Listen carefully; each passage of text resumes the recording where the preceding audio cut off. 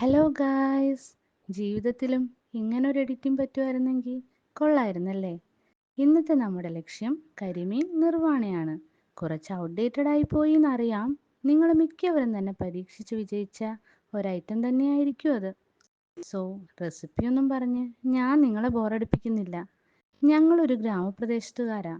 ഗ്രാമപ്രദേശം എന്ന് വെച്ചാൽ മീനൊക്കെ കിട്ടാൻ പണ്ട് വലിയ ബുദ്ധിമുട്ടാണ്. അതുകൊണ്ട് തന്നെ പണ്ടൊന്നും കരിമീൻ എന്നൊരു ഐറ്റം കഴിച്ചിട്ടില്ലെന്ന് മാത്രമല്ല, കണ്ടിട്ട് പോലും ഇല്ല.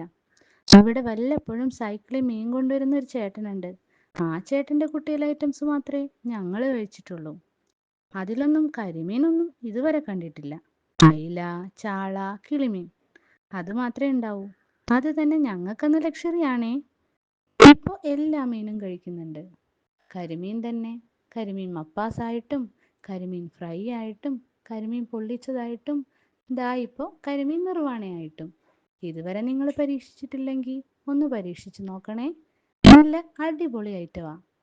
ബ്രെഡിൻ്റെ കൂടെയും ചപ്പാത്തിയുടെ കൂടെയും അപ്പത്തിൻ്റെ കൂടെയും നമ്മുടെ ചോറിൻ്റെ കൂടെയും കഴിക്കാന്നേ.